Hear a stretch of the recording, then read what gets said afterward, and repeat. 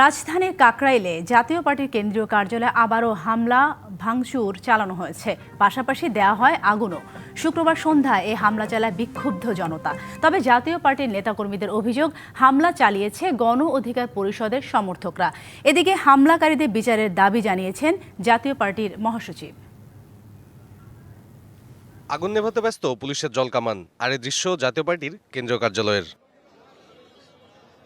প্রত্যক্ষদর্শীরা জানান, শুক্রবার সন্ধ্যার পরপরই কিছু লোক এই হামলা চালায়। তারা জাতীয় পার্টি কার্যালয়ের বিভিন্ন অংশে ভাঙচুর করে ও আগুন ধরিয়ে দেয়। ইটপাট নিয়ে বড় বড় লাঠির নিয়ে আমাদের উপর আক্রমণ করলো। তখন আমরা কি করলাম, হইরে গেলাম। ওরা লগে লগে আগুন ধরাই দিল। প্রবাদ বাক্য আছে, নিষ্ফলা গাছে বানরও চড়ে না। নিশ্চয়ই জাতীয় পার্টির ভিতরে এমন কিছু আছে যার জন্য বারবার জাতীয় পার্টিকে আঘাত করা হচ্ছে।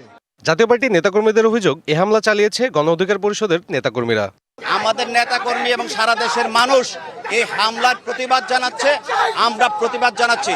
আমরা মুসলমান, ধর্মীয় নামাজ ঘর, আমাদের নামাজ ঘরটা মুসল্লি বসাবস্থা তারা ভিতর ঢুকে পুরাই দিচ্ছে। পরে কেন্দ্রীয় কার্যালয় পরিদর্শনে এসে গণ অধিকার পরিষদ নিষিদ্ধের পাশাপাশি 24 ঘন্টার মধ্যে জড়িতদের গ্রেপ্তারের দাবি জানান জাতীয় পার্টির মহাসচিব শামীম হায়দার পাটোয়ারি। আমরা গণ অধিকার পরিষদের এই ধরনের সন্ত্রাসী কার্যকলাপের জন্য সন্ত্রাস বিরোধী আইনে তাদেরকে ব্যান করার দাবি জানাচ্ছি সরকারের কাছে। যারা অফিসে আগুন দেওয়ার কর্মসূচি দেয়, যারা অফিস ঘুরিয়ে দেওয়ার কর্মসূচি দেয়, তারা কোনো রাজনৈতিক সংগঠন হতে পারে না, তারা সন্ত্রাসী সংগঠন। হামলার পর কার্যালয়ের সামনে ভিড় করেন জাতীয় পার্টির নেতাকর্মীরা। মোতায়েন রয়েছে আইন শৃঙ্খলা বাহিনীর সদস্যরাও। এর আগে গেল 30 আগস্ট হামলা হয় জাতীয় পার্টির কেন্দ্রীয় কার্যালয়ে।